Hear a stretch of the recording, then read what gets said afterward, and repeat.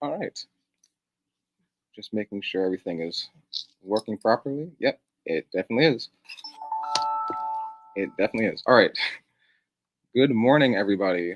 And thank you for tuning in for the second day of Blackbirders Week 2023. My name is Ade Ben Salahuddin, and I'm one of the planning team co chairs.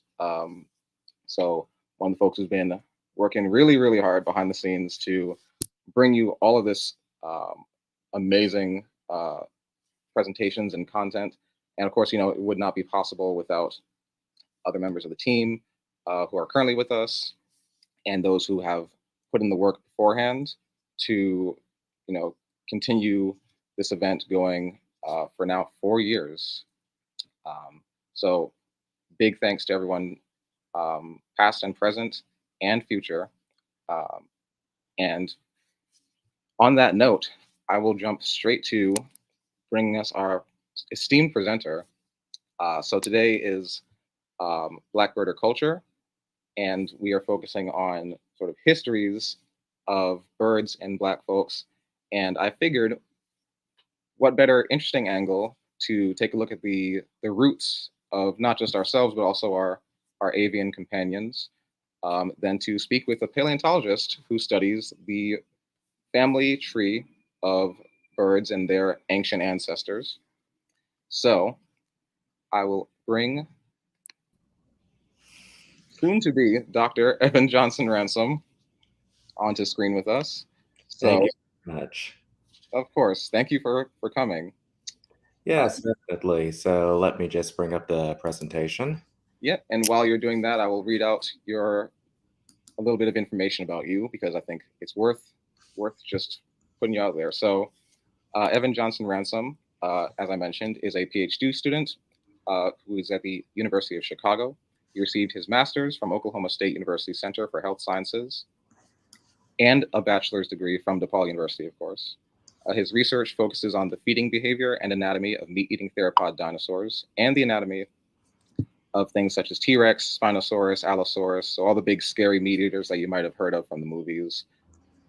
He's also, I need to mention this, the author of Dinosaur World, a book that provides information on over 1,200 different dinosaurs. So if you are looking for a book with just all the dinosaurs, like I used to love doing when I was a kid, check it out.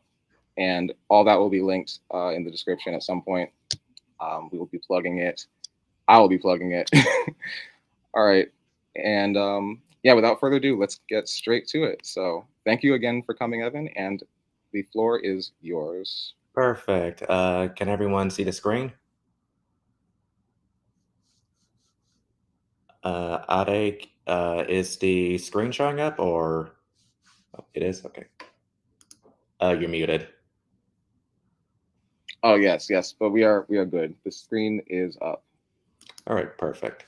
Okay, so without further ado, let's begin. Thank you very much, Ade. Hello, everyone. My name is Evan, and today I will be contributing to Blackbirders Week with my presentation, Ancient Avian Ancestors. So without further ado, let's begin.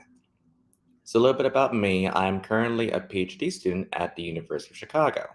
I received my bachelor's from DePaul University in 2018 and my master's from Oklahoma State University in 2021.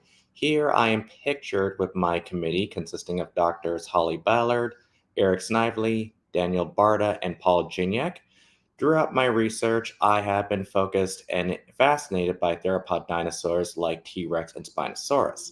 Not only that, but I'm also the author of the book Dinosaur World, which was illustrated by Julius Chitney, which features over 1,200 dinosaurs, along with museums that house dinosaur specimens and paleontologists that study dinosaurs too. Oh.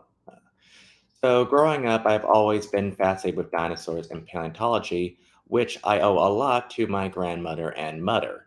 Here you have preschool Evan playing with a toy T Rex and also being fascinated by dinosaur books, to Big Evan, who now studies T Rex and other meat eating dinosaurs. This was taken at my summer fellowship at the Smithsonian Museum of Natural History during the summer of 2022. Throughout my childhood, I always visited the Field Museum, read books about dinosaurs and paleontology, in addition to watching documentaries and movies about dinosaurs, such as Walk with Dinosaurs and Jurassic Park. And so, before I continue, I would like to discuss what makes a dinosaur a dinosaur. So, on this slide, we have the skeletal mound of Giraffatitan. This was a large, long necked sauropod dinosaur from the late Jurassic period of Africa, housed at the Natural History Museum in Berlin. And usually, dinosaurs will have their necks curved like an S, followed by having their heads way above their heart. Not to mention, their legs are usually situated straight down below the body, and as opposed to being sprawled out like a crocodile or lizard. Not only that, but they also have three main toes. So anytime you see a dinosaur footprint, you're going to be seeing digits 2, 3, and 4, whereas digits 1 and 5 are going to be held up off the ground. Not to mention, they also have a twitchable thumb, which allows for greater flexibility and for grasping food. But despite their reptilian appearance, dinosaurs are in fact more closely related to birds, or in this case, dinosaurs are birds. When you take a look at the skeleton of T Rex or Velociraptor, they do share a lot of features that's common with birds, such as a furcula, three toes, along with having very hollow bones. So, anytime you see a skeleton of a chicken, always remember you're looking at a living dinosaur. Not only that, but dinosaurs came in a variety of shapes and sizes, more specifically non avian, extinct dinosaurs.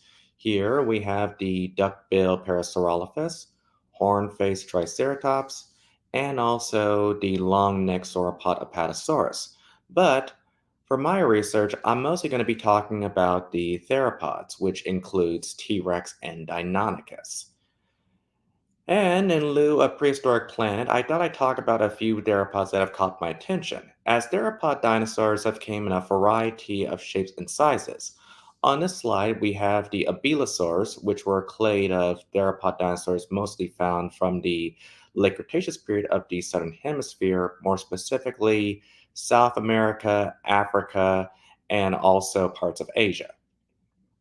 Not only that, but we have Majungasaurus, and a bellisaurid from the late Cretaceous period of Madagascar, Rajasaurus, and a bellisaurid from the late Cretaceous period of India, and Carnotaurus and a belosaur from South America, more specifically Patagonia, Argentina. This clade is mostly characterized for having a short skull with a rounded face, along with having very nubby arms. And on our right, we have Coelurosaurus, a clade that consists of T Rex, Velociraptor, Chianchosaurus, and also living birds. As Coelurosaur theropods were more closely related to birds than other theropods, such as the Abilosaurs. But in order to evaluate the feeding behavior of theropod dinosaurs, we have to take a look at living analogs, or in this case, living archosaurs. Archosaurs consist of birds, non-avian dinosaurs, and also crocodilians. But when taking a look at some comparisons, we also turn to monitor lizards. Monitor lizards. And in doing so, we are able to make models of theropod dinosaur skulls, in addition to being able to digitally sculpt the jaw muscles and also run simulations to see how much force they would generate when biting. And in doing so, allows us to interpret their feeding behavior and ecology. So let me talk about my prior research, because there has been one theropod that has been the main focus of my paleontological career, and that is Tyrannosaurus rex, the tyrant lizard king. Weighing in at 9 tons and measuring over 13 meters long, T Rex was the apex predator of its environment, and we have also found bite marks attributed to T Rex on the bones of other dinosaurs such as Triceratops. And because of this, T Rex serves as a model organism for extreme feeding behavior, because biomechanical analyses have found that T Rex could exert a very high bite force, ranging up to 30,000 to 60,000 newtons of force, allowing it to crush and pulverize bone in addition to ingesting it for mineral consumption. However, T Rex is part of a larger group of theropods called the Tyrannosauroids, or the Tyrannosaurs.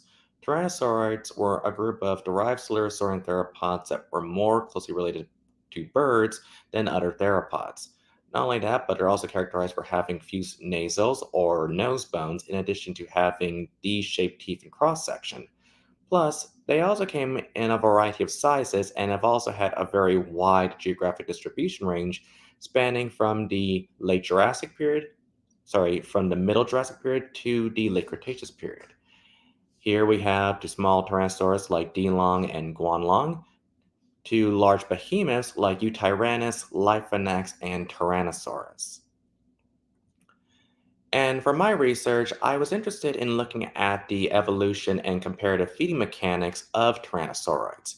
And to do this, I use a biomechanics technique called finite element analysis, or FEA, which allows us to evaluate the level of stress and strain present in biological objects, or in this case, tyrannosaur skulls. To do this, we would usually take scan data of tyrannosaur skulls and import it into FEA software like Strand 7. And following this, we would then apply the jaw muscle forces to areas of jaw muscle attachments on tyrannosaur skulls. To do this, we would usually have to infer the jaw muscle morphology and anatomy of living archosaurs, or relatives of tyrannosaurs and other dinosaurs, such as birds and crocodilians. And following this, we are able to apply constraints at the jaw joint and tooth to simulate a static bite, which can provide clues about how much force it would generated when biting. And based on the color coding of von Mises FEA, we are able to evaluate the level of stress and strain present, where blue indicates low stress and red indicates high stress. And on this slide, we have a variety of tyrannosaurids, ranging from an adult T Rex to Tarbosaurus, a large Mongolian tyrannosaur that was a close relative of Tyrannosaurus, Daspletosaurus and Gorgosaurus, two large tyrannosaurs from the late Cretaceous period of Canada. These two tyrannosaurs shared the same environment but also had different ecological niches, meaning that they had fed on different sized prey. Eutyrannus, a large feathered tyrannosaur from the early Cretaceous period of China.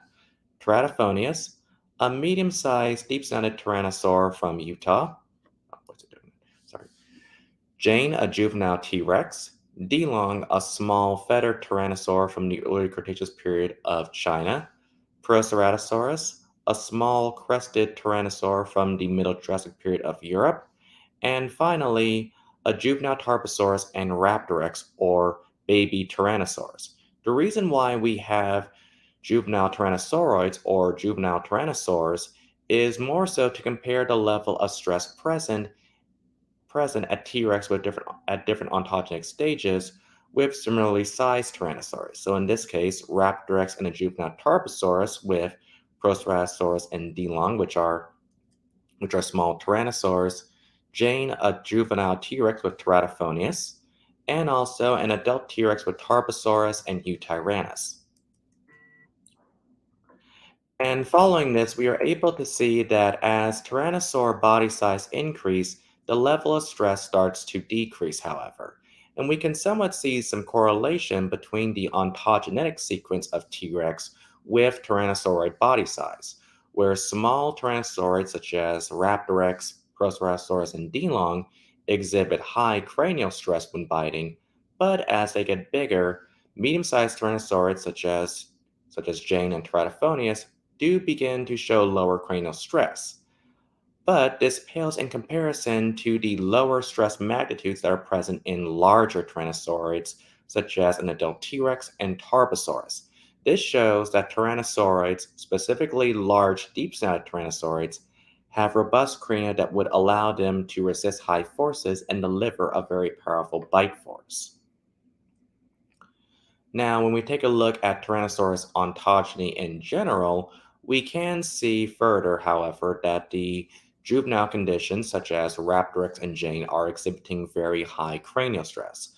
But we do have fossil evidence that juvenile tyrannosaurs were not just limited to feeding on smaller prey, because we do have bite marks attributed to a juvenile T Rex found in the bones of large Edmontosaurus, which shows that they probably were able to feed on larger prey animals, but lacked the ability to puncture bone as in the adult condition.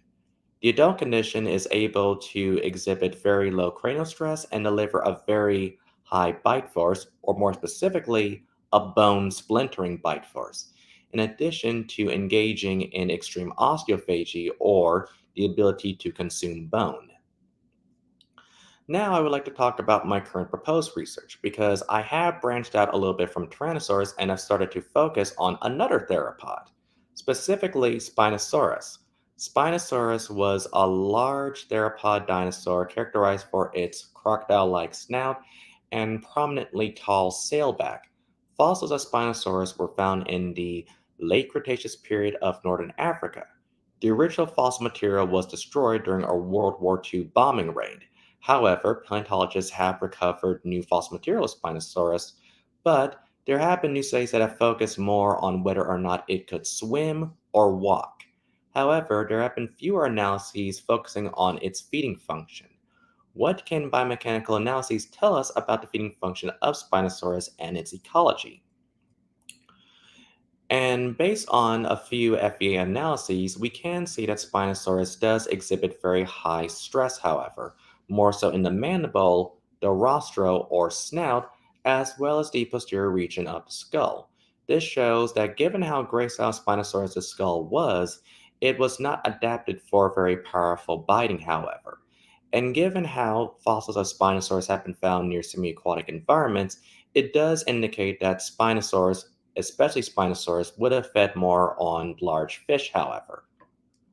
But in addition to Spinosaurus, I have also planned to focus on broad theropod FEA, in which we would have a wide sample size of different theropods at differing body sizes and also different skull morphologies, ranging from Carcharodontosaurus, a large theropod from the late Cretaceous period of northern Africa, and also Rugops, a small abelosaur, both of which shared an environment with Spinosaurus, Majungasaurus, the large Dromaeosaur Deinonychus, Ceratosaurus, a horned-faced theropod from the late Jurassic period of North America, and Allosaurus, the apex predator of the late Jurassic period of North America, which fed on the long-necked sauropod dinosaurs.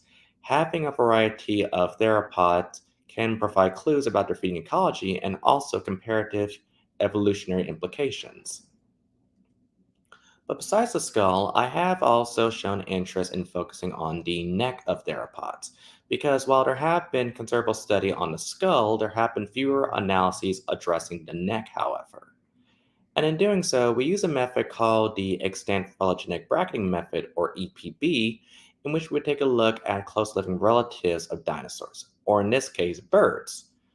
This would usually involve performing dissections and identifying the neck muscle attachment sites that would be present on the cervical vertebrae or neck bones. And in doing so, we can then identify where the neck muscles would attach on the posterior region of the cranium and also on parts of the cervical or neck vertebrae. And following this, we can infer and reconstruct the neck muscles that would have been present in theropod dinosaurs like T. rex and Spinosaurus. In addition to this, we can also have some tentative results where we're able to reconstruct the neck muscle and jaw muscle morphology of various theropods, where Tyrannosaurus has a very wide abductor chamber and very large jaw muscle and neck muscle volume. It would have had a very powerful bite force and very high neck muscle force when moving its head and neck. But when we take a look at smaller theropods such as Allosaurus and Ceratosaurus, these are theropods that would have more necessarily traded power for speed, however, given how they have very low jaw muscle force, but are able to move their head and neck at very rapid speeds, however. And here we also have a couple of examples of theropod neck morphology, more specifically Spinosaurus and Tyrannosaurus, where Tyrannosaurus has a very robust neck, which would have allowed it to move at very high force, in addition to delivering a very powerful bite force, too. But Spinosaurus has a very gracile neck, however, and given its fast snapping jaws, it would have probably behaved more like a heron or giant wading bird. But there is one other theropod that I would like to include in this comparison, and that is Dinochirus, a large ornithomimosaur or toothless ostrich-like dinosaur from the late Cretaceous period of Mongolia. Dinochirus was mostly characterized for its large forelimbs and also duck-like beak and prominent hump. Having Dinochirus along with more hypercarnivorous theropods can provide clues about the gross morphology and feeding function of, large herbivorous theropod dinosaurs like Dinochirus compared to large hypercarnivorous theropods like T. rex and Spinosaurus, and can also provide clues about their ecology and biomechanical feeding function. I hope everyone enjoyed the presentation, and I'm happy to answer any questions you all may have. And remember, birds are dinosaurs.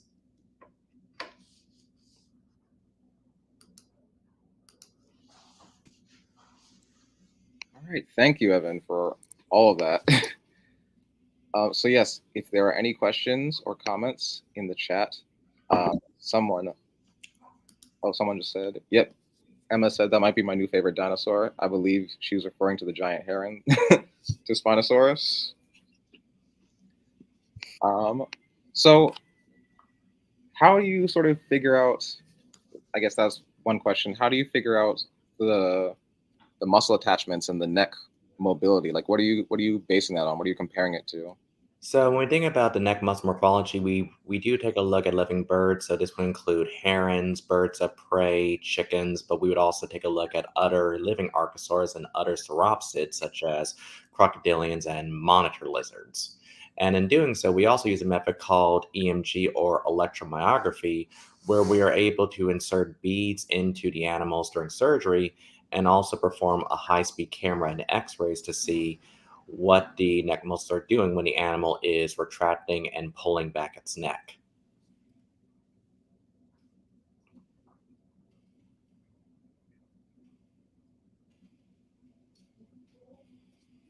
All right. Someone just said, Raptor Chatter Channel just wanted to say hello. Sounds neat and is excited to see your research out of Chicago. Thank you. So, if we can go back a little bit, actually, how did you first get into sort of the natural sciences and paleontology in general? And, what sort of, I guess, community did you sort of find within that? Are you asking more like how did I get into paleontology, or? Yeah, because I mean, I think one of the things we like to sort of focus on and ask is people's personal histories and stories with the sciences in general. Yeah, so growing up, so I was always interested in dinosaurs, but when I attended DePaul University, I studied under Dr. Kenshu Shimada, who was a shark paleontologist. And while I was interested in dinosaurs, I actually wanted to learn more about how to conduct research in paleo. So this includes research writing, being able to analyze the data, however. And everything that I learned from Dr. Shimada served more as a foundation to my current research, however. Okay, and what was the topic of that research under Dr. Shimada? It was fossil fish paleontology. Okay, so we went from dinosaurs to fish, back to dinosaurs. Yes. Very interconnected, I would imagine. So the next question that I personally had for you, so how involved are you with? I mean, like, how much do you think about the sort of dinosaur bird connection, if at all? I mean, obviously to some extent, but yeah, does that sort of resonate in your head when you're looking at like a T Rex foot bone or something? So when I take a look at the dinosaur bird connection, I definitely do take a look at like how the neck operates and what type of modern analogs can we take a look at, however. So we do take a look at birds, but I also take a look at other videos, however, just to see what would be a more appropriate analog. It's not necessarily a one-to-one comparison, but it's more like let's take a look and see what their ecology can infer, however. So like emus, rat tides, birds of prey, and even reptilian archosaurs such as crocodilians, they have unique morphologies, however, but Based on like how the head and neck move, we can also infer based on like what the neck vertebrae can tell us more about too.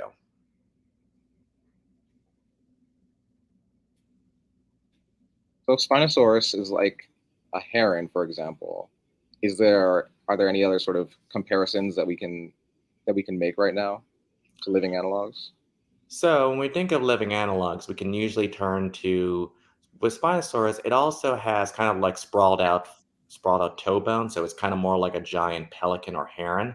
And we can also take a look more at other features too, such as the neck morphology and also the forelimbs. So it's more along the line of like a combination between a heron, a bird, and also like a giant gharial too. Hmm. Yeah, that's always just sort of fascinating to think about. It's just like the sort of mismatch, not necessarily mismatch, but the hodgepodge of features that just create an animal that we've never seen before, um, and just sort of seeing all the parallels within that. Uh, Right. sorry, let's see, we got another question coming in. 1 second.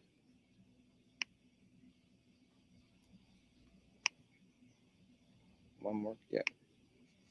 So I saw a question ping. I just trying to find said question right now.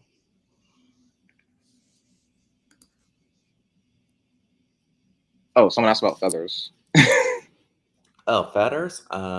Yeah, so we do, of course, have evidence of feathers, however, too.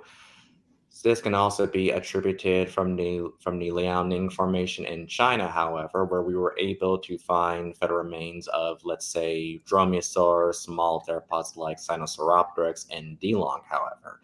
And in doing so, we can actually be able to use phylogenetic analyses to infer what the, as to infer what groups those dinosaurs belong to, and can also infer did other dinosaurs of this specific group have feathers too, and in what capacity as well. And so, are there different sort of feather types?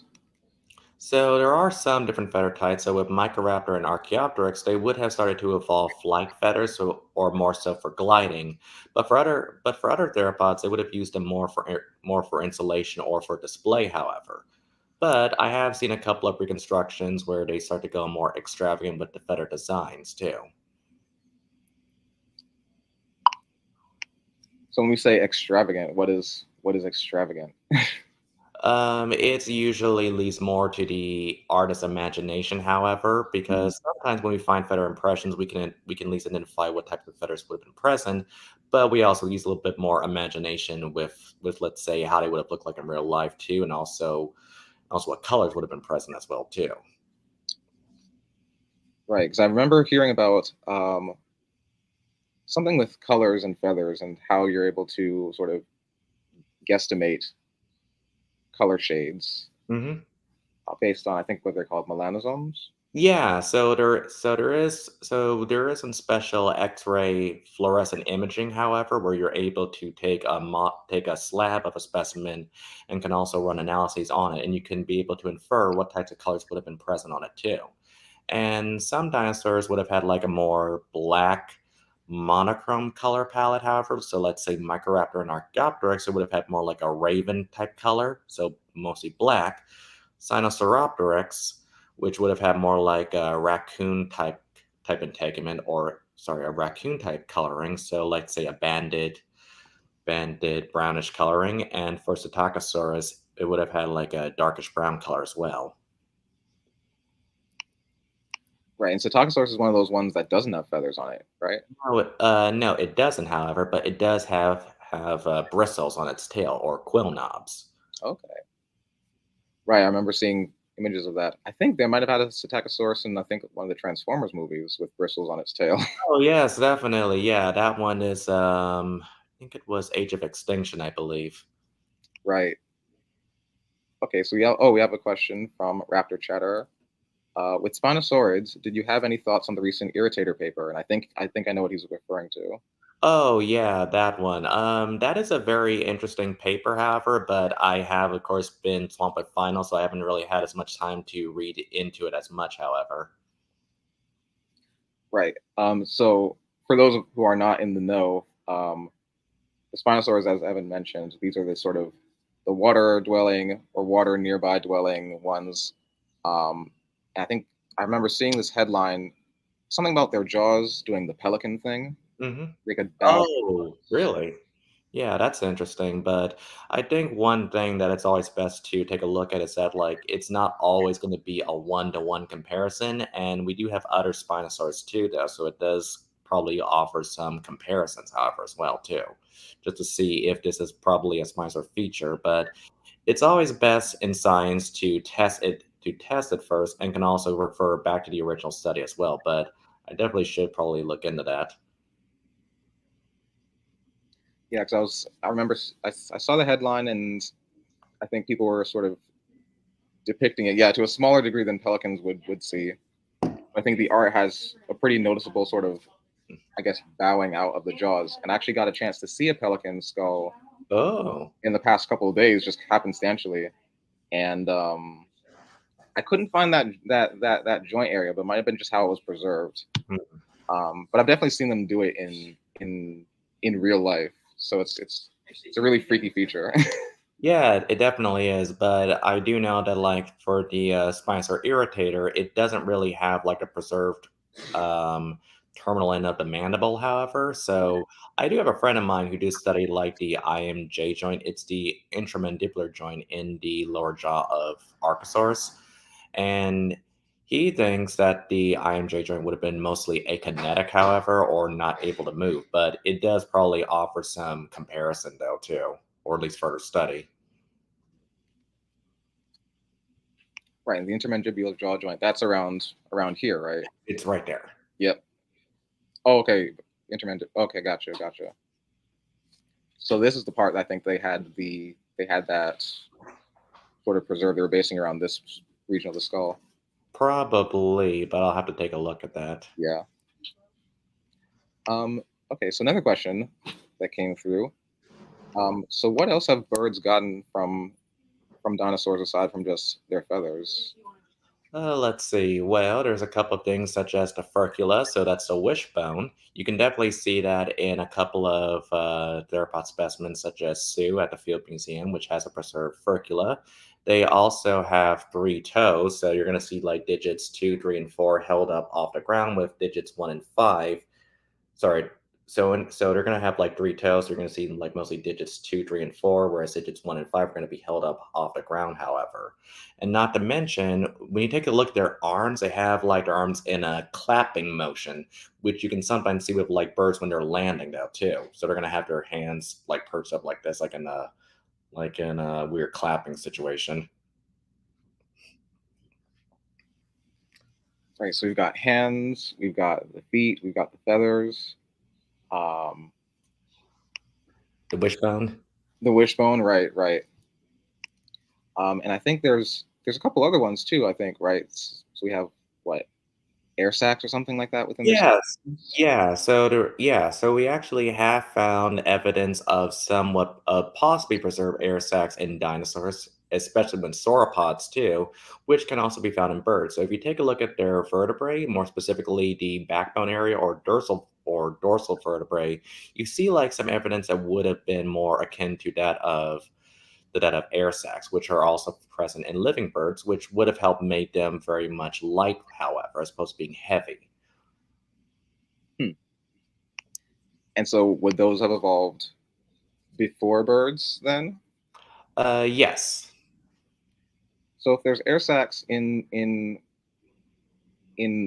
for animals that clearly aren't flying, I guess does that it sort of mean that birds just sort of went, oh, this is cool, we can use this, and they sort of jump from a tree?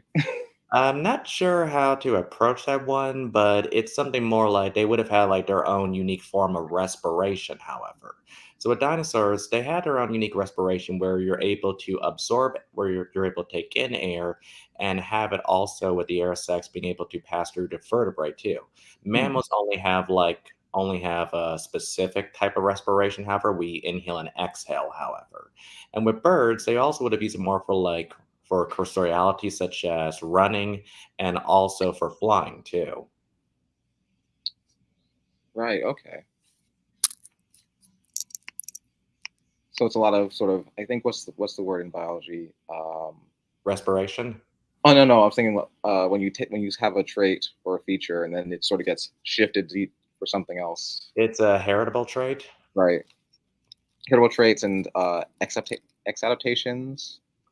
It's been a while since I've remembered Yeah, that. it's been a minute since I've looked at my bio textbook too, but yeah, it's all very very fascinating stuff. Um, so someone was asking about the categorization. So we've been saying birds are dinosaurs, but then other people are saying dinosaurs are reptiles, though. So So, could you maybe like clear that up for some folks? so I sometimes get a little bit confused too. However, but based Mm. on what I have remembered, there is a specific group called Sauropsida, which includes birds, crocodilians, extinct dinosaurs, and also lizards. However, and there are a couple of features. So one thing that we do take a look at are scales, which are present on the foot bones of sauropsids, especially birds. However, but it's something that we always have to like go back and forth with too. Right, right. Actually, I think wasn't there a paper or study that came out? They were turning scales into feathers. I think I may have remembered that one, but Yeah, there's a bunch of. I think there was a bunch of sort of things about that, like what they call them, the placodes within the skin membrane, and hmm. they can generate uh, either certain types of scales or certain types of feathers, depending on what genes get switched on and off. Hmm. So yeah, it's just there's a way, a wave of things that are happening between that research interface. Um, so speaking more generally to sort of like your interest in science as as sort of a black kid from Chicago, um, did you find it to be in any way sort of either isolating or a sort of standout trait? Were you able to find folks within sort of your local communities who sort of resonated with that? Not necessarily. I was able to. I've always been fascinated with science, however, and I've usually been gravitating a lot toward schools or activities that usually have labs, especially with dissection. However, so I haven't really felt any type of isolation though. Mm, that's good to hear, though. Someone asked, "Are you excited for life on our planet?" Is that the Netflix show? I think that's the one. I think so. Yeah, I think that Oh, okay. Morgan Freeman was narrating that one. Hmm. Yeah. I'm excited for that one. However, so I'm looking forward to any type of paleo documentary. Right, and as you mentioned, we just came off of one, Prehistoric Planet, right? Yeah, I should also mention that I haven't really had the chance to watch it fully because that came out during finals week, however, but Mm. I did watch a couple of clips and just in preparation for some of the stuff, however, so I do apologize. Yeah, full review coming later is what I'm hearing.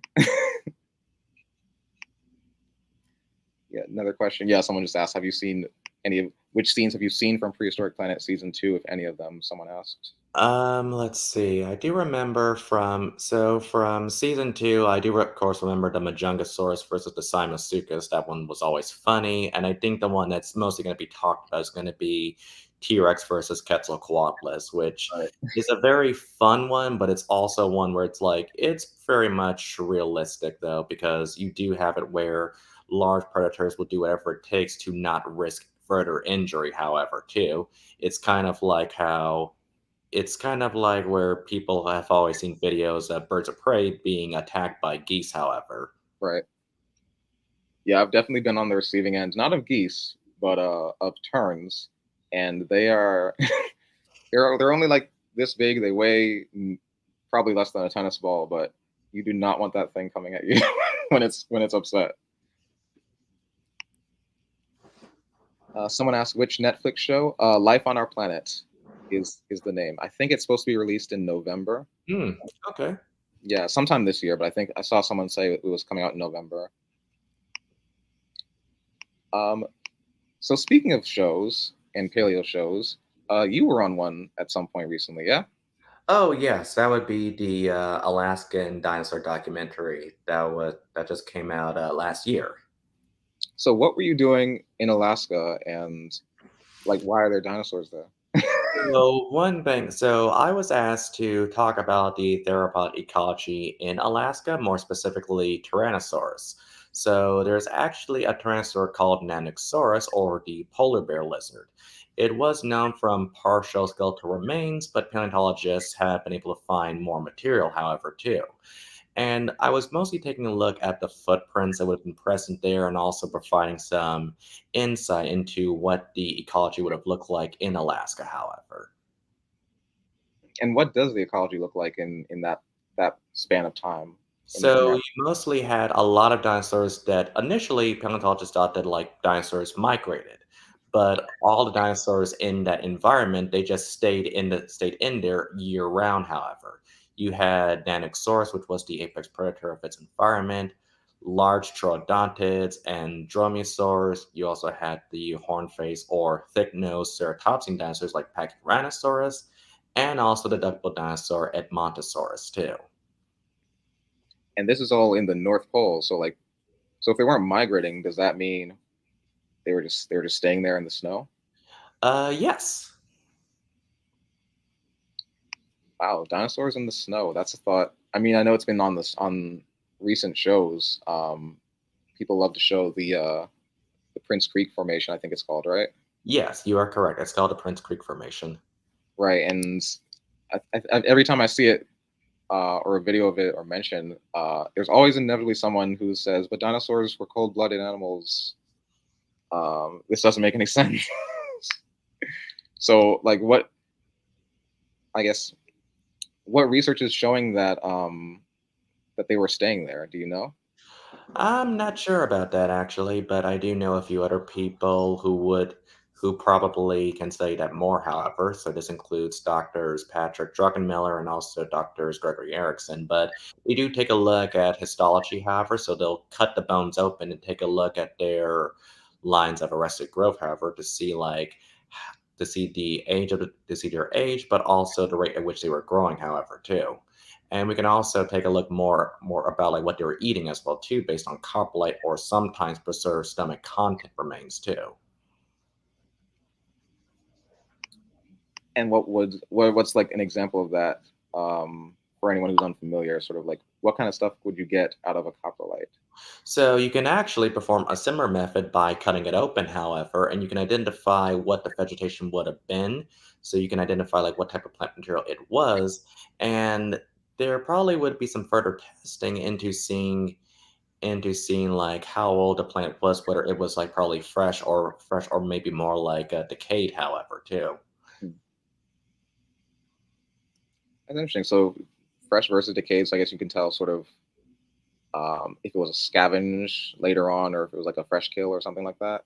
So not necessarily, we can't tell whether or not it was. So in this case for dinosaurs, especially for theropods, we can't know if it was either scavenged or if it was particularly hunted, however. But for herbivores, we can at least maybe take a look at the age of some of the plant material, or at least what state it was in. So Hmm, if it's, let's say, decayed, then that probably would have been more akin to, let's say, fall or winter. But if it was more fresh, then probably more for summer or spring. okay, right, that makes sense because fresh plants, young growth, sort of thing. Okay, new question from the chat. We're large. Okay, so we're going into terror birds now. So were large carnivorous terror birds more of a flash in the pan kind of thing? And how hard would it be for them to evolve that? Sorry, how hard would it be for birds to evolve that sort of role as long as mammals are around? So I guess for anyone who is unfamiliar, terror birds were these large, think like an eagle, but with the body of an ostrich, something along those lines. Just running around, giant beak, um, sort of ripping things apart in South America. So the question, like, why don't we have terror birds, and can we get terror birds back again? Not too sure about that, however. So I have, of course, seen a couple of videos on terror birds and some paleontologists attempting to reconstruct their feeding mechanics, but I'm not really sure about, let's say, what their ecology would have been like because that's something that I'm not really 100% sure on, however. But I do know of a few other people who do take a look at Cenozoic or in this case, the age of mammal ecology, however, which does include terror birds as well. Right. And so I guess when you mentioned that, sort of how old are the family of birds specifically? Like when do they where and when do birds become birds? That is a good question, and I do have a couple of friends of mine who actually do study that, however, but I believe that the first birds, if we're not counting non-avian dinosaurs, that would probably be sometime maybe like the late Jurassic period, however, or maybe even like the early Cretaceous, though, but it's usually one or the other, however, but birds have like a very long, rich phylogenetic history, however, or Hmm. evolutionary history. And sort of those that you're familiar with, I guess what is your either the one that makes the most of an impression to you or just like draws your eye? Can you say that again?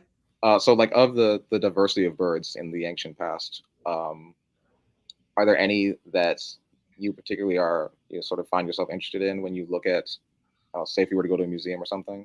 That would probably have to be Archaeopteryx because this is actually this is one bird that has usually been regarded as the missing link, but we have actually found other birds that serve more as a good branch between non-avian dinosaurs to living birds, however. And I've always been fascinated more about like whether or not it could fly and how good of a flyer it was too. Right. So what are the sort of questions about this sort of this granddad bird? I think probably one would probably be like what types of diversity of flight do we see, however, in birds, and what can this infer about their ecology and what they were eating too? Hmm. So what kind of features does Archaeopteryx have that are sort of like make it a? You mentioned it's a missing link, right?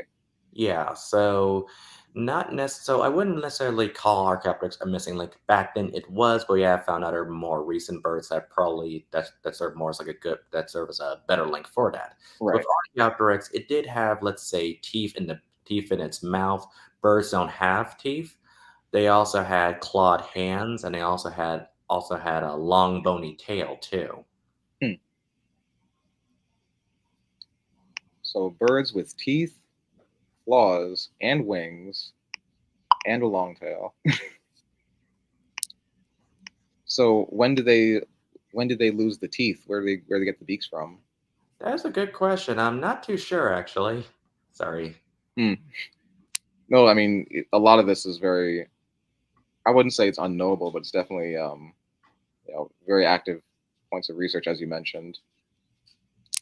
And I appreciate your pointing out like what you do and do not know because I think a lot of in science in general we're sort of expected to just know things off the top of your head. Right. Um, yeah, and I mean I think that highlights the fact that you're mentioning like other people do this, other people do that. Um, it's a very worthwhile point to say this is a community of people. It's a very uh, communal network. Mm-hmm. Yes. All right. Um, let's see. Looking through the chat again.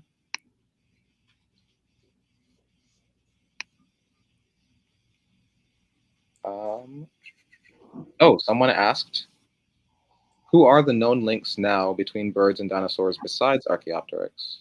Probably one of the earliest known birds would have to be Confucius ornis or Confucius's birds, which was found in the, I believe, Liaoning province or early Cretaceous period of China, however.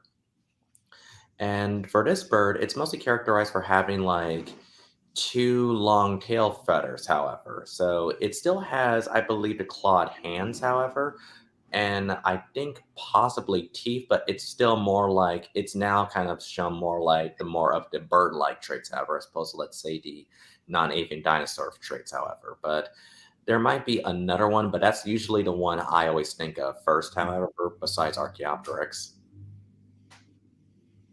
So you said, what is his name again? Confuciornis, Confucius's bird. Okay. And this is yeah, it was found in the northeastern China section, right? I believe so. And that what time period is that from? I presume that would have to be the early Cretaceous period of China. Mm, That's usually found in the Liaoning province, so more so with all the other feathered dinosaurs. right. Okay. Yeah, because I remember there's a lot of other big feathered dinosaurs from like I think that same region, the Sinosauropteryx I think you mentioned earlier. Yeah, the raccoon looking one. Yes. No, the wrapper-looking one is Ornithosaurus, Ah, right. but for Sinosauropteryx, that's the one. That's the red panda raccoon dinosaur. It's basically consignathus, so you know the copies from Jurassic Park 2. Hmm. So picture that one, but instead it now has feathers, and it also has like a banded tail like that of a raccoon, and also like a raccoon-like mask too, which would have also had a tannish brown style of coloring too on the banded areas. That's wow. Yeah, a red. Cause I've seen pictures of it. I think or at least when they do the art of it, very red panda looking sort of creature. Yes. It's cool to see that the color patterns kind of stay consistent through time. So in some ways, going through check the chat one more time because we are approaching 11 o'clock, and we are set for an hour or so. If anyone else has any final thoughts or questions they would like to throw in on any of our platforms that you might be watching from, now would be the great time to do it. So if folks were to want to follow your work, you know, where can they find you, and where can they get this book that you mentioned earlier? So you can follow me on Twitter. My Twitter username is at EJRPaleo. I can share it on the screen too. Hold on one second.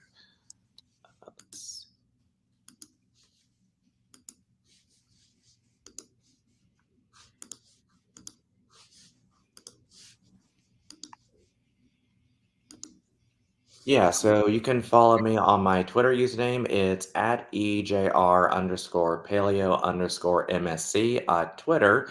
And you can also order my book, Dinosaur World. You can actually find it on Amazon. So it's best to type in Dinosaur World followed by my name, Evan Johnson-Ransom. And plus it's also available in Barnes and Noble too.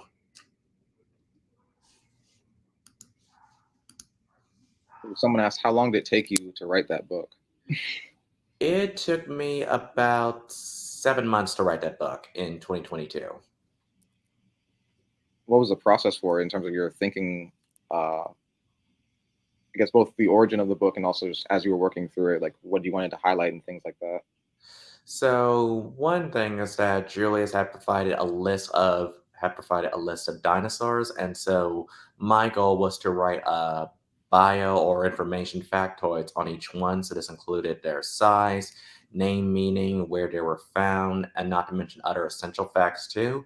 And for the essential facts, we had like a good mix between well-known ones like T-Rex, Triceratops, and more unrecognizable ones like Carnotaurus and Spinosaurus and Irritator, however. And plus, there was also another section about dinosaur biology. So this included taking a look at the works of other paleontologists who studied the biology and anatomy of dinosaurs. So this includes histology, feeding mechanics, and also their growth patterns. And also doing a deep dive into other museums that house dinosaur specimens, however, too. Especially with other paleontologists that study dinosaurs too, however. Mm. So that one was a very collaborative one as well, I'm guessing.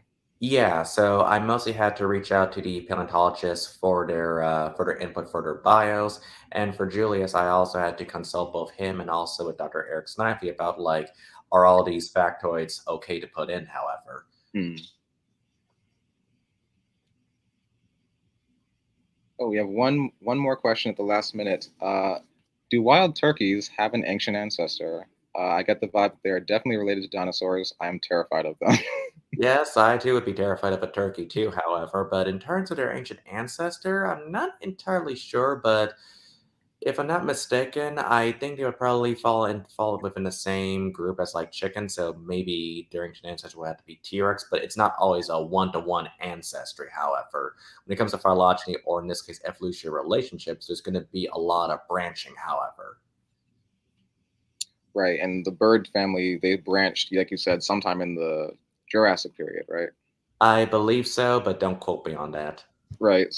So if you say Jurassic or maybe early Cretaceous, Yeah. so this So is before T-Rex and co, right?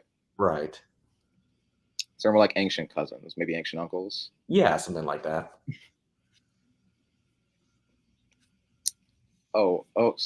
One more question, and this might at the last hour. This is a very interesting one to throw out there. Why are birds the ones that made it? You know what? That is a very good question, and I think it probably might just be due to their small body size, however. They just hid in burrows and sometimes just had to like hide in very tight-knit places, really. And then once the extinction event was over, they just was able to just explore the vacant area. So, but that's probably one thing that I've been hearing and seeing, however. Hmm, Sometimes it's just good to be small, however, and just avoid a very widespread extinction event hmm, versus being big. right. So like the notion of like sort of dominating the planet and the big and strong survive isn't always necessarily the case. Then Right. the meek inherited the earth, I think, is the phrase. Yeah. All right. Well, if there is nothing else um, in the chats, checking one more time. Yeah, it is 11 o'clock. So thank you for joining us. Thank you for giving us all this insight onto whew, was 150, 100, yeah, 150 plus million years of Yeah. of family history. Yeah. Thank you. Yeah, folks in the chat say thank you, and thank you everyone for tuning in. You can watch this back if you caught the tail end of it on all of our social media platforms. So Facebook, Twitter, YouTube. Um, there's another one. I'm sure I'm blanking on it right now. But yeah, it'll be everywhere, freely available. And do check back for all the other events we have going on for Black Birders Week, including later this afternoon on Instagram um, to see some Bayesian birds. So uh, someone in Barbados is going to be presenting um, the Caribbean heritage and where birds fall within those traditions. So that's the agenda for the rest of the day, and we will be posting about everything else going on this week at the top of each day. So be sure to check that out, follow, and yeah, let us know how you are Black in nature throughout the week. Thank you for having me. Thank you again, Evan.